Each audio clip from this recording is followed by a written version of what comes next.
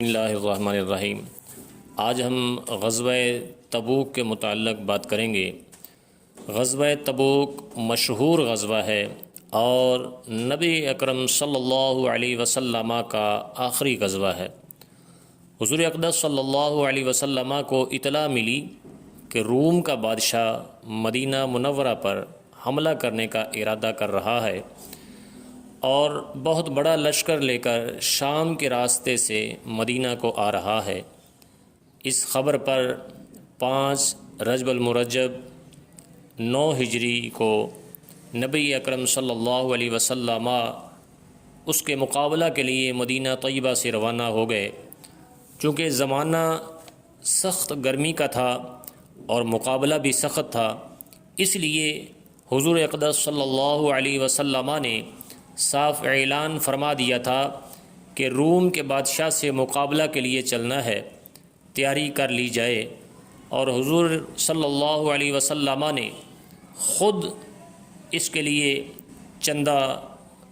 جمع فرمانا شروع کیا، جس میں حضرت ابو بکر صدیق رضی اللہ تعالی عنہ گھر کا سارا سامان لے آئے، اور جب ان سے پوچھا کہ گھر والوں کے لیے کیا چھوڑا تو فرمایا کہ ان کے لیے اللہ اور اس کے رسول صلی اللہ علیہ وسلم کو چھوڑ آیا ہوں۔ اور حضرت عمر رضی اللہ تعالیٰ عنہ گھر کے پورے سامان میں سے آدھا لے آئے۔ حضرت سیدنا عثمان غنی رضی اللہ تعالیٰ عنہ 1/3 لشکر کا پورا سامان مہیا فرمایا، اور اسی طرح ہر شخص اپنی حیثیت سے زیادہ ہی لایا۔ اس کے باوجود چونکہ عام طور سے تنگی تھی، اس لیے 10 آدمی ایک اونٹ پر تھے، نوبت با نوبت اس پر سوار ہوتے تھے۔ کچھ دیر کے لیے کچھ صحابہ سوار ہوتے، پھر وہ اتر جاتے، پھر دوسرے صحابہ سوار ہو جاتے۔ اس طرح سواری پر سوار ہو کر اتنی تنگی کے ساتھ اس لشکر میں جایا گیا۔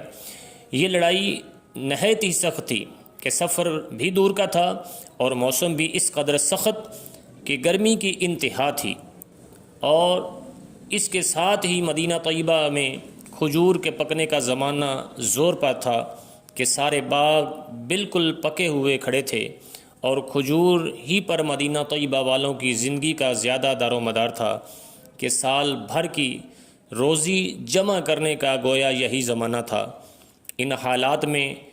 میں یہ وقت مسلمانوں کے لیے نہایت سخت امتحان کا تھا کہ ادھر اللہ کا خوف، حضور صلی اللہ علیہ وسلم کا ارشاد جس کی وجہ سے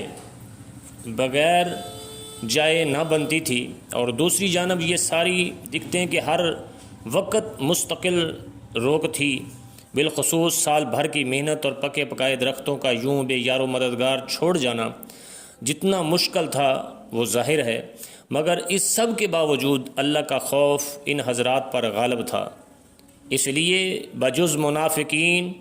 اور معذورین، جن میں عورتیں اور بچے بھی داخل تھے، اور وہ لوگ بھی جو باضرورت مدینہ طیبہ میں چھوڑے گئے یا کسی قسم کی سواری نہ مل سکنے کی وجہ سے روتے ہوئے رہ گئے تھے، سب ہی حضرات ہم رکاب تھے۔ البتہ 3 حضرات بلا عذر شریک نہیں تھے، جن کا قصہ انشاءاللہ آئندہ میں آپ کی سماعتوں کی نظر کروں گا۔ راستہ میں قوم سمود کی بستی پر گزر ہوا تو حضور اقدس صلی اللہ علیہ وسلم نے دامن سے اپنے چہرہ انور کو ڈھانک لیا اور اونٹنی کو تیز کر دیا، اور صحابہ اکرام رضوان اللہ تعالی علیہ مجمعین کو بھی حکم فرمایا کہ یہاں سے تیز چلو اور ظالموں کی بستیوں میں سے روتے ہوئے گزرو، اور اس سے ڈرتے ہوئے گزرو کہ تم بھی خدا نخواستہ وہ عذاب کہیں نازل نہ ہو جائے جو ان پر نازل ہوا تھا۔ اللہ کا پیارا نبی اور لاڈلا رسول صلی اللہ علیہ وسلم عذاب والی جگہ سے ڈرتا ہوا، خوف کرتا ہوا گزرتا ہے، اور اپنے جان نثار دوستوں کو جو اس وقت مجبوری کے وقت بھی جان نثاری کا ثبوت دیتے، روتے ہوئے جانے کا حکم فرماتا ہے کہ خدا نخواستہ وہ عذاب ان پر نہ نازل ہو جائے۔ ہم لوگ کسی بستی میں زلزلہ آ جائے تو اس کو سیرگاہ بناتے ہیں۔ کبھی اپنے دامن میں آپ نے جھانک کر دیکھا ہے، کھنڈروں کی تفریح کو جاتے ہیں اور رونا تو درکنار، رونے کا خیال بھی دل میں نہیں لاتے، جبکہ اللہ کے نبی صلی اللہ علیہ وسلم نے فرمایا جب ظالموں کی بستی سے گزر ہو تو روتے ہوئے گزرو اور تیزی سے گزر جاؤ، کہیں ایسا نہ ہو کہ جیسا ان پر اللہ کا عذاب ہوا تم پر بھی کہیں عذاب نہ ہو جائے۔